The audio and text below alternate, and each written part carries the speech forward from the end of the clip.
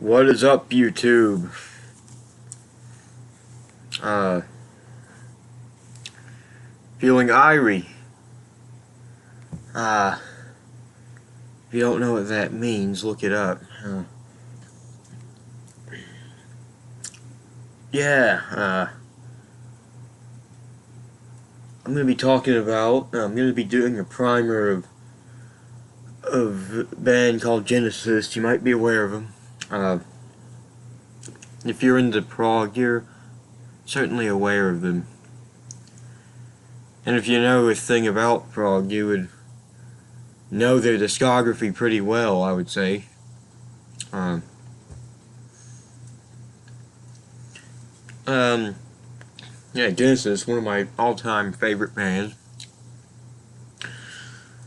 They're possibly my second favorite prog band to King Crimson. King Crimson's, they're the best, but of course, you know, there's Yes and Van der Graaf Generator, blah, blah, blah, but, you know, Genesis is awesome.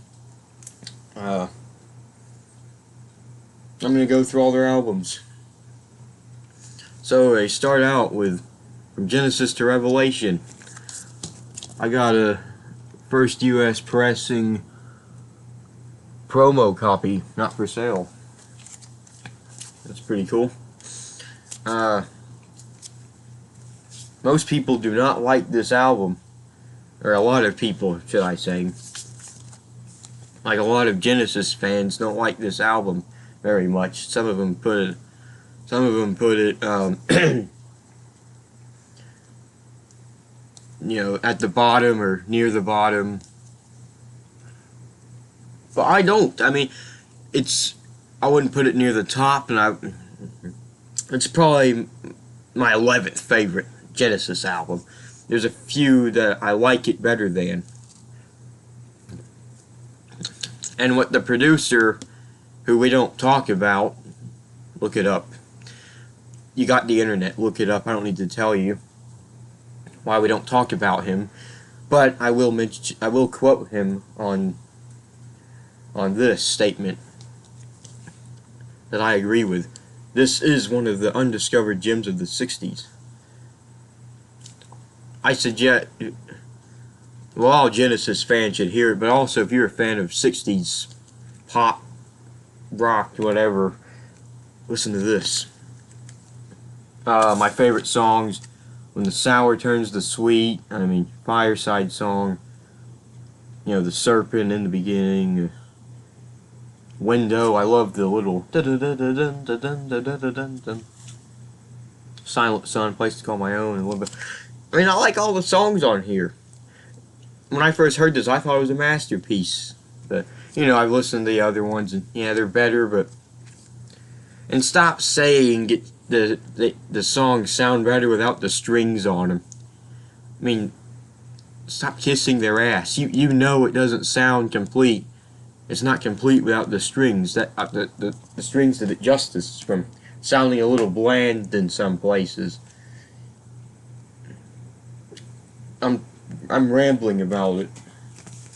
I don't usually ramble that long about one album, but go listen to it. And here's their second album. Oh, and I forgot to say, to ramble even more,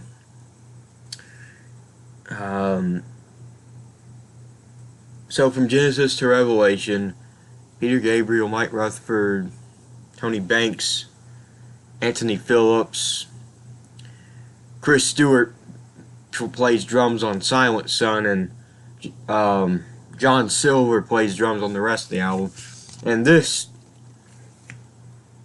you get, you know, Gabriel, Banks, Rutherford, and Phillips, plus drummer John Mayhew, who faded into obscurity after he was canned, booted, whatever you want to say, fired. But yeah, this is a really impressive album. These guys were like not even, some of them were not even 20 when they were doing this stuff. They were 20. They were really young when they did this, and It's amazing once you think about it that they were even younger on the last one, which is already amazing. But this is extraordinary for young men like them to do, who are obviously highly educated. Um, yeah, every song on here is great, great song. Looking for Someone, White Mountain, Visions of Angels. One of their early masterpieces, Stagnation. Gotta Love Dusk. And The Knife, that's a classic song. Oh yeah, the last album I'd probably give a 4 out of 5. These next several albums all get 5s. So remember, they all get a 5, and I'll tell you when another record gets another rating than a 5. But this is the start of their golden era. Then we get Nursery Crime. Anthony Phillips leaves. I love Anthony Phillips and Steve Hackett, by the way. And Bye Bye John Mayhew. Enter Phil Collins on drums and Steve Hackett on lead guitar. And you got the classic lineup of Genesis. What can I say about this? This is a classic album. I think just everyone, well, many people have heard it. People who aren't even the most die-hearted Genesis fans have heard this album, I'm sure.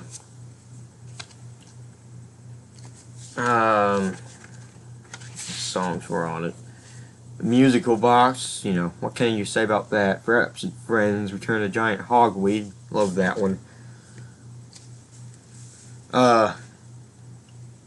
Seven Stones is good, and so is Harold the Barrel and Harlequin, but they don't really measure up to the long songs. It's still a 5-star album nonetheless, but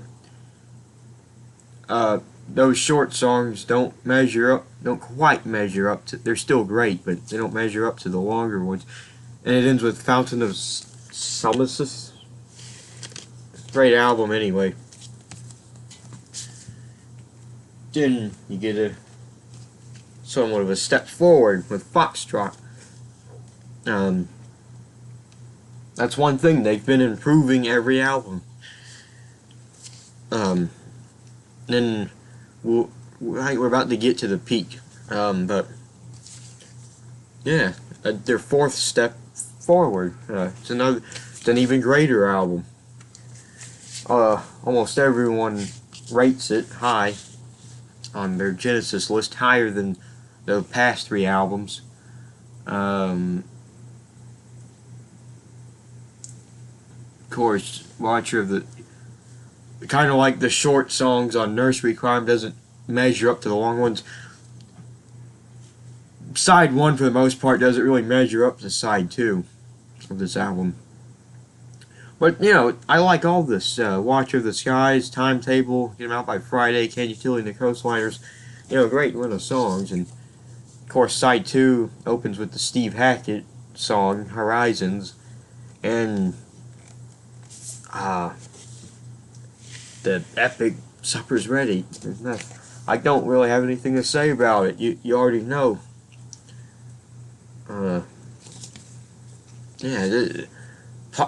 Supper's Ready it's probably their peaking moment. In fact it is. See, now we're at the peak, well, music wise, but there's still a couple better albums. Here we have Selling England by the Pound. I think this is the most, this is what I'm saying, album-wise, they peaked. You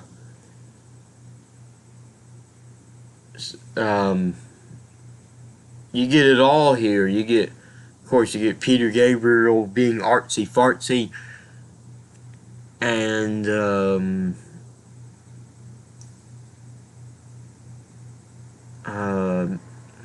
you get Phil Collins sings a song, a ballad, like he did a lot in the on the 80s and whatnot.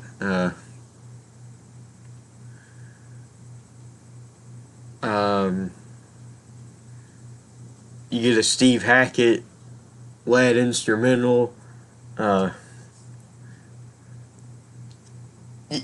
get it all here. This album's fantastic. Definitely one of the very top prog albums of all time right here. I mean, Dancing with the Moon at Night, I Know What I Like, Bertha Fifth, More Fool Me, The One Phil Sings, The Battle of Epping Forest, which no one seems to like, but I do. It's one of my top favorites. After the Ordeal, the Steve Hackett song, The Cinema Show, and Isle of Plenty. Again, what can you say except that this is a masterpiece of an album. One of the best albums ever made. And overall, their best and complete effort, I would say. Some could argue that this is their best album, though. 1974's The Lamb Lies Down on Broadway. The double one. It's one of the best double albums ever made, if not the best. Yeah, this is all. You know, that thing I go on about long ass albums. I can't stand them if they're, you know, a single album, you know, like 65, 70 fucking minutes or so. When they can be, when there's a good album hidden in there, that's about 45 minutes. I don't know. They feel the need to squirt as much. We'll get to that later, actually. But this is a double album. This is probably the longest double album I can take. It's 94 minutes, but it doesn't even seem that long. It's another reason to like it for me. I don't have the longest attention span, but I must if I even listen to this genre of music. I'm not going to go through all the songs. You know what's on here. You know what's on here.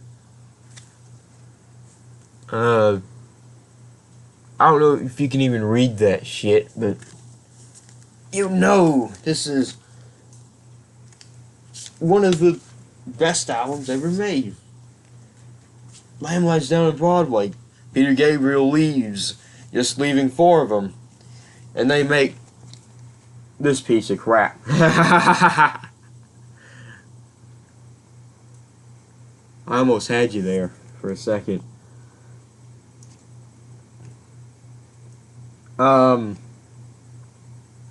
This is obviously a great album, a classic album. I might piss people off that, you know, they always want to kiss this album's ass. It's a little overrated, a tad overrated. No, stop. That doesn't mean it's bad. Doesn't mean I don't like it. In fact, I just listened to it earlier, and I dug it. But you have to admit, compared to the next album, it doesn't quite measure, you know? Kind of like how I Wish You Were Here didn't really measure The Dark Side of the Moon, even though that was... And how I think Adam Hartmother is better than Metal, and...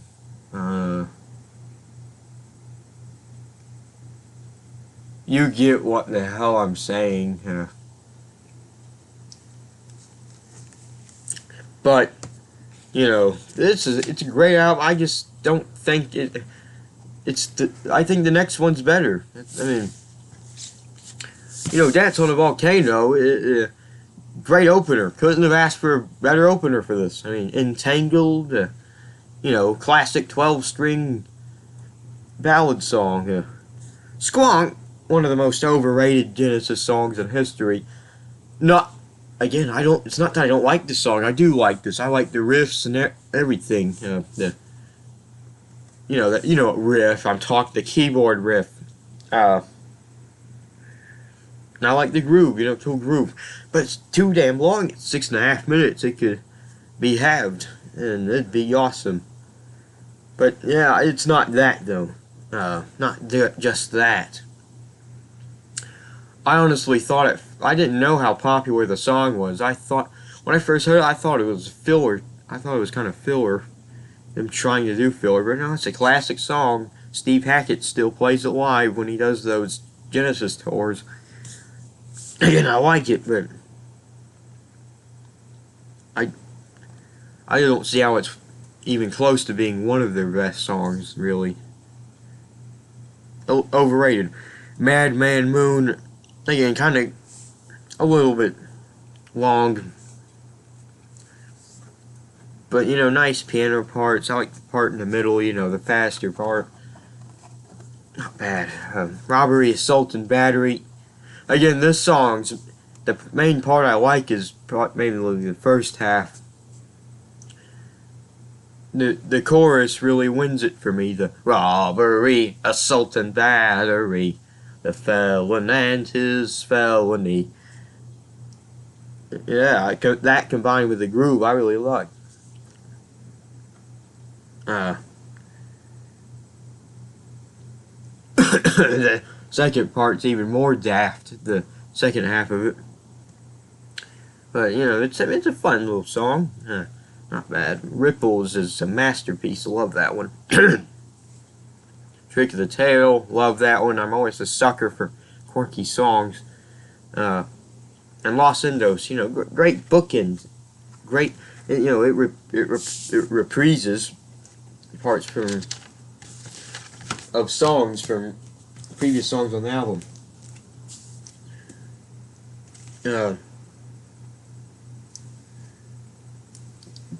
So yeah, that's a great album. This, it gets even better. I just love this album. Wind and Wuthering. This is a masterpiece album. It's my favorite next to Selling England by the Pound. That's how much I love this.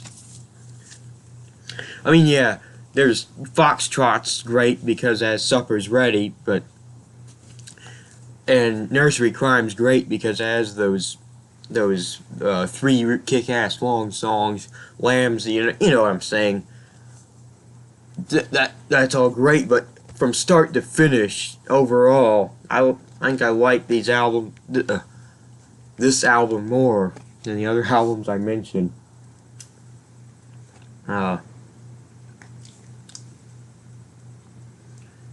Yeah, I mean, it's a shame these four dudes didn't make more music together.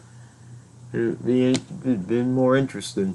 You know, I like every song on this. 11th Earl Lamar, One for the Vine. I even like Your Own Special Way. People don't, but I love it. What Gorilla, All in the Mouse's Night, Blood on the Rooftops is a masterpiece. Unquiet Slumbers for Sleepers, and that Quiet Earth and Afterglow. Just mwah! Love that album. Oh fuck! And I already forgot something. I always forget fucking shit.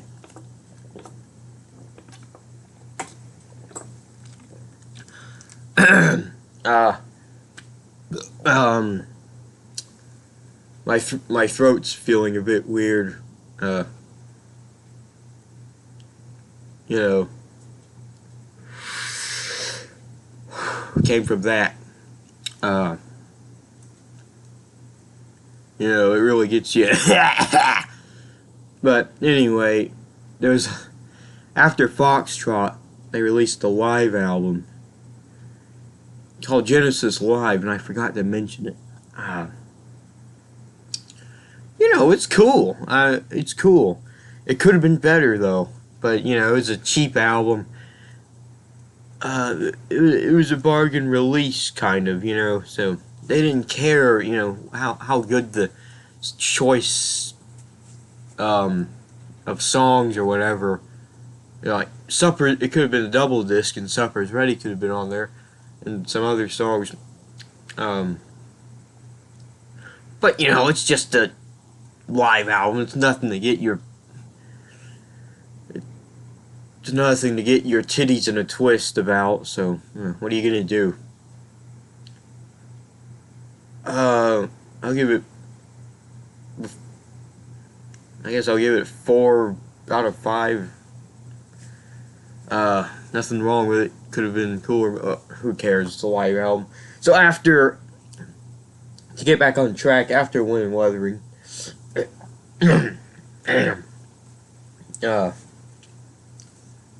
get an EP, Spot the Pigeons.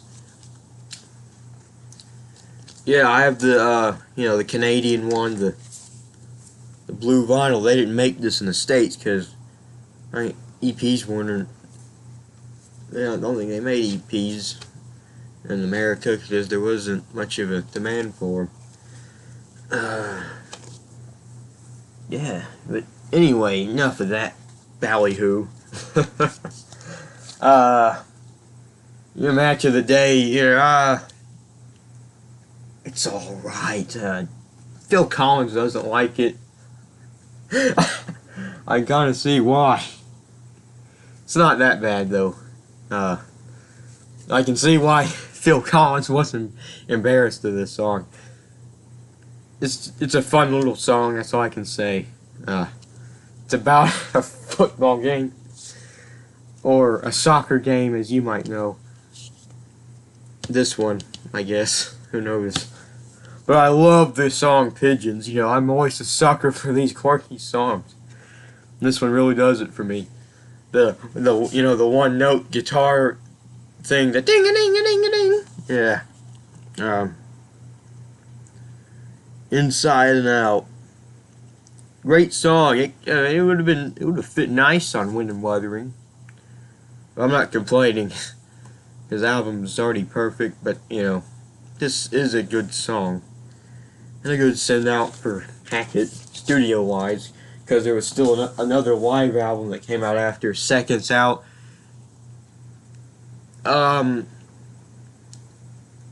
If you combine some of the set list of Genesis Live and you combine some of Seconds Out, you got the ultimate set list. There's a lot of Trick of the Tail stuff on it, and there's Gabriel era stuff. It's cool. I'll give it 4 out of 5 stars. Yeah.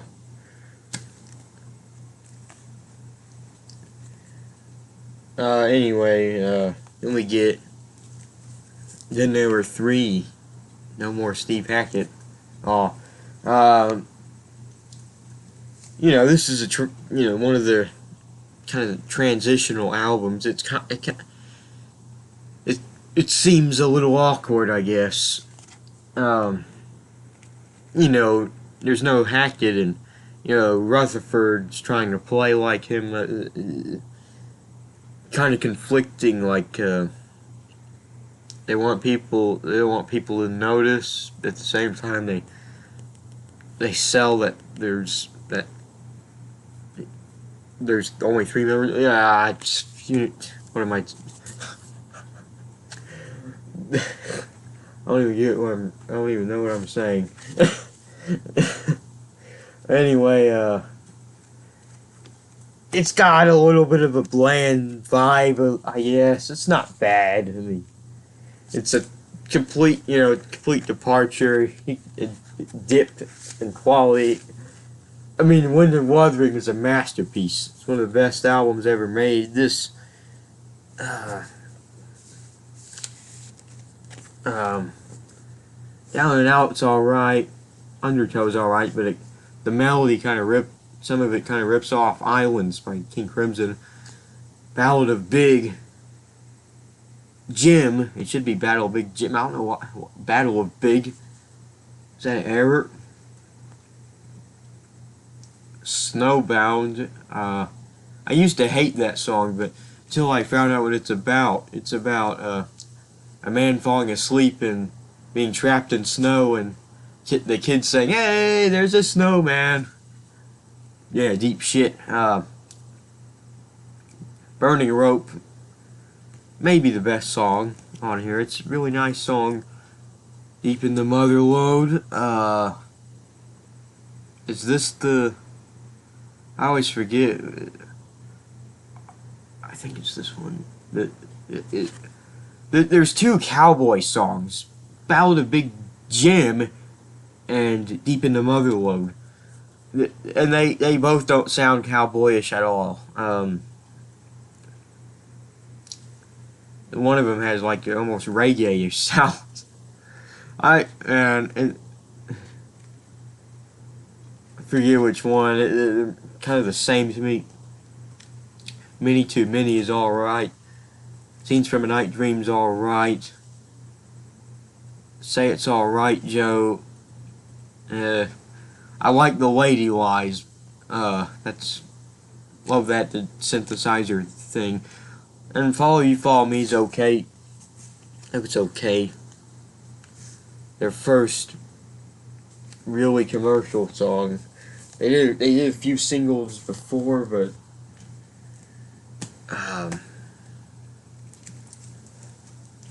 not as radio friendly as that.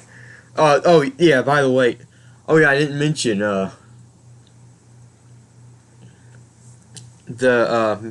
Spot the Pigeon gets 4 out of 5. Forgot to mention that. And then there were 3. I'll give it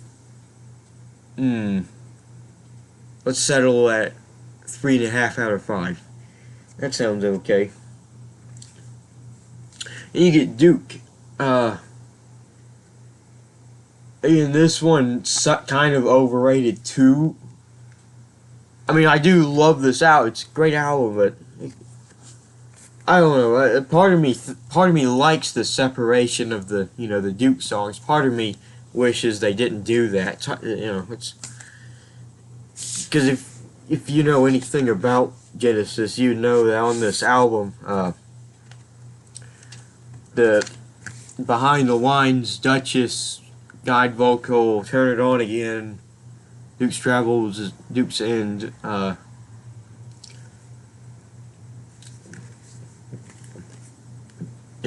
they separated those and put a bunch of songs in the middle. I mean, I love all 6 of the the Duke songs, but Man of Our Times is okay, goes on a bit. Misunderstanding's okay. It doesn't sound like Genesis. I like Keith Hayes.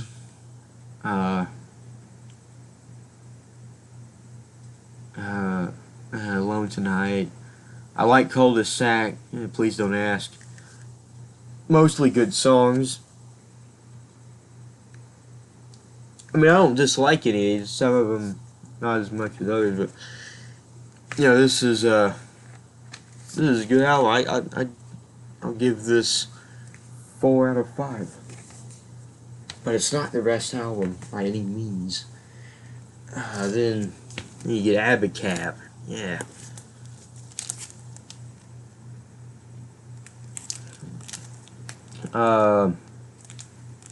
Yeah, this one's really good.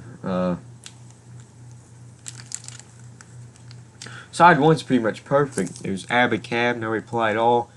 Me and Sarah Jane, love that one. Keep It Dark, love that. 2. Great one of songs. This side 2 has Dodo / Lurker. Kind of sounds like they're redoing Squonk. I like Who Done It. Great fun. I like Man on the Corner. Then the last 2 are kind of boring. Like It or Not, another record. I could do without those 2 songs, but I like all the songs before it. I'll give this a 4 out of 5. Good album. Then you get a live album, Seconds Out. It's got Duke stuff and Abacab stuff, There's not much to say about it. Again, I'd probably give this 4 stars. 3 sides live, not much to say. And, what was it, 3x3, the EP, oh yeah, the 3 songs that are on the EP are on side 4 of this, the US version. Paperweight, I can see why Paperweight sounds a bit too similar to No Reply at All, and Me and Virgil and Me and Sarah Jane from Abacab. I'm glad as hell they chose me and Sarah Jane instead of me and Virgil. And there's, you might recall, it's okay. I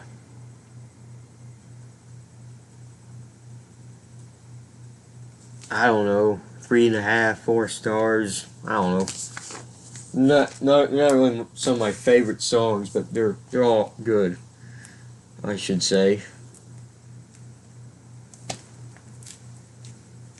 Then you get the self-titled one.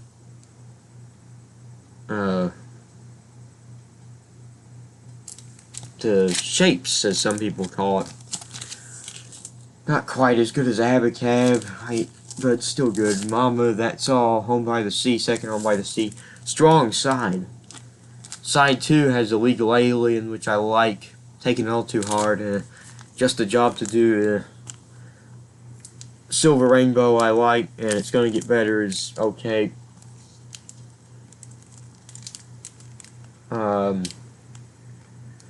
Ooh, 3.5, I guess.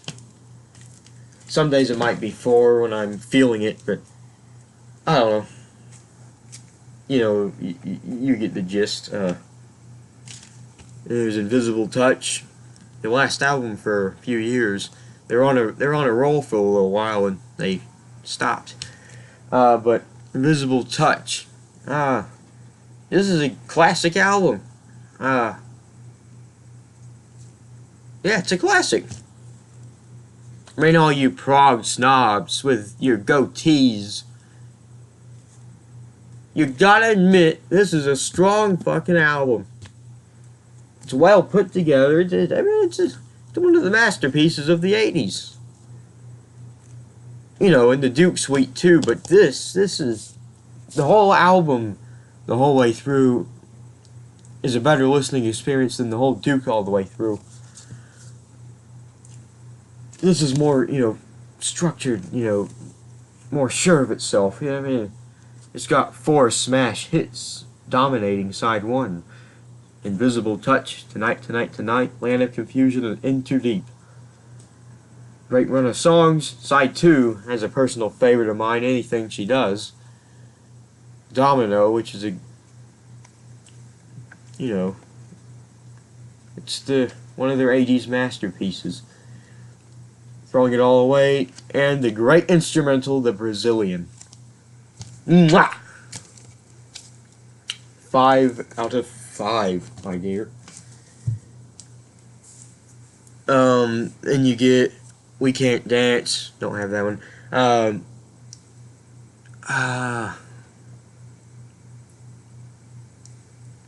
Yeah. Not quite as good as their past outings. In fact, every album before this I feel is better. Like, yeah, it's a little boring, you know. It's a little boring. Let's fill up a whole damn 80-minute CD, 75-minute CD, whatever, with junk. But this wasn't junk. It just bland.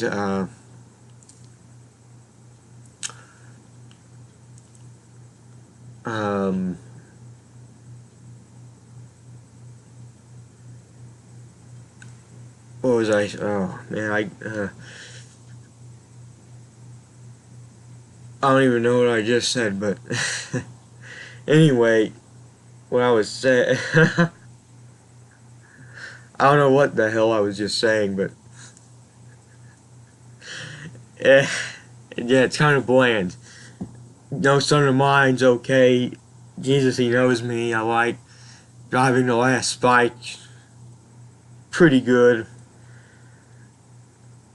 A bit overly depressing.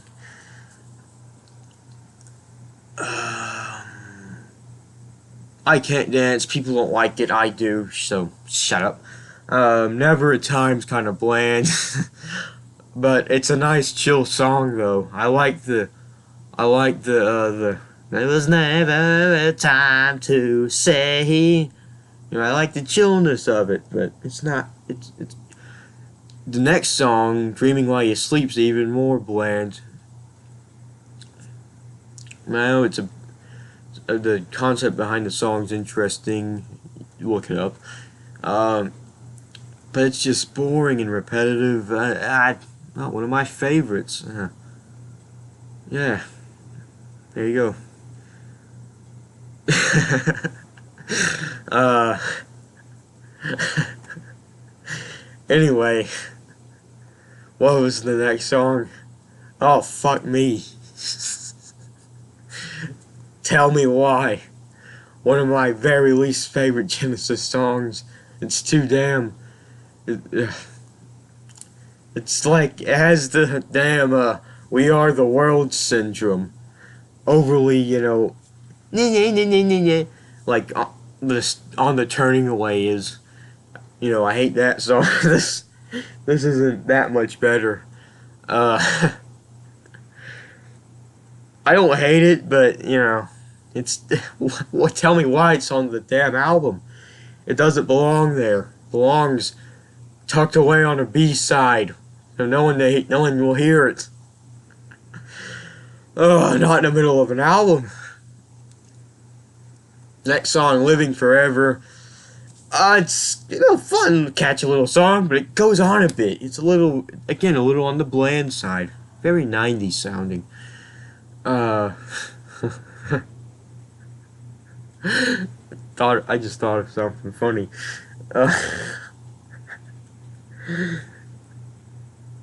Anyway, then there's Hold On My Heart. I'll allow it to have a ballad. One of those slow, should be on a Phil Collins solo album ballads. Nah, I'm being a bit mean there, but it's okay. It's a nice little ambient piece of music. Well, it sounds ambient to me. Gets a pass. So, Way of the World, again, catchy for a minute or two, but the whole momentary lapse of reason syndrome, while not being nearly as bad, nearly as bad, it has the thing where when you're skipping through a CD, listening to some of the songs on it, and you can only get through a short amount of time of a song before you skip to the next one. That's kind of what I get on this album. Just like momentary lapse of crap. I can never listen to that whole album. And We Can't Dance it's a pleasant listen, but it's too long.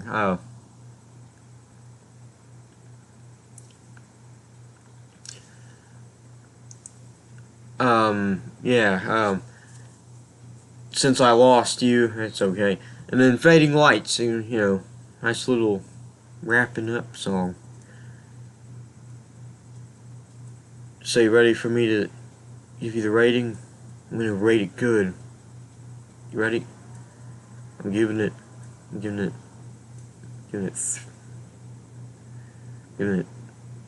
3 out of 5.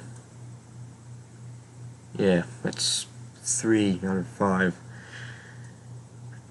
Not bad, but not that great either. And you get Calling All Stations, which I didn't even want to listen to at first. But then I listened to it. I'm a real Genesis fan. I should listen to it at least once. I was listening to it, wanting it to work for me, but it's not complete shit. Okay? There's some great moments on here. It's just some of it's a bit filler, it's like 68 minutes long. That's pretty damn long, if you ask me. Could have done without a few of the songs. I remember this. Open with Calling All Stations. It's okay. Congo. I like Congo. Fades out too early though. Well, he still did he's singing a part of the song. But Shipwrecked. I like everything, but I just don't like that chorus. I feel shipwrecked. I might as well be shipwrecked. Nah, shut up. Just stop. Then you get a real favorite of mine from this album. Alien Afternoon. Yeah, it's a bit nonsense, but it's a fun song. This great reggae rhythm. In fact, I'll probably be listening to some reggae later. um, what was I saying? Anyway, yeah, I love Alien Afternoon. Completely dig it. And I love Not About Us. I really love that song. Nice ballad. Um, Pretty cool music video too. A bit weird though. Um, um, if that what you if that's what you need, nah. Skip that. The Dividing Line. Again, the cool drumming. There's some cool drumming on this album. Um, this one has cool. It's a cool song. Kind of almost sounds like something. The band was done with Phil Collins drumming. It is kind of long, and kind of the same thing throughout the whole thing, but still cool nonetheless. Um,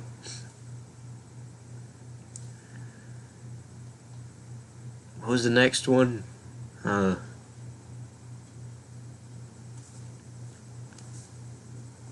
Shit. Uncertain Weather, I think, right? Yeah, Uncertain Weather, that was the next song. Skip that. No.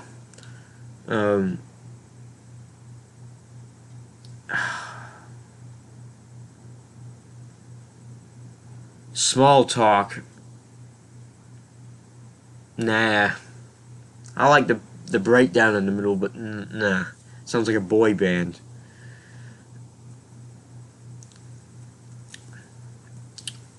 There Must Be Some Other Way is catchy, but it's too fucking long. It's 8 minutes. It should be like 3.5 minutes.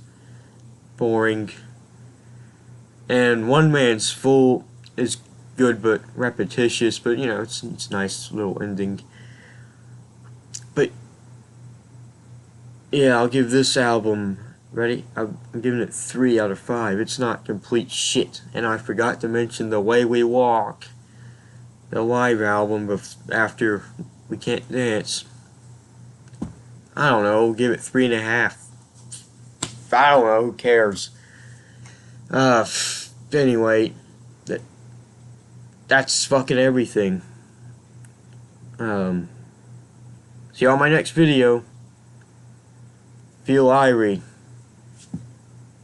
I'm as baked as a pie, so I'm just gonna say good night to you. See you on the next video.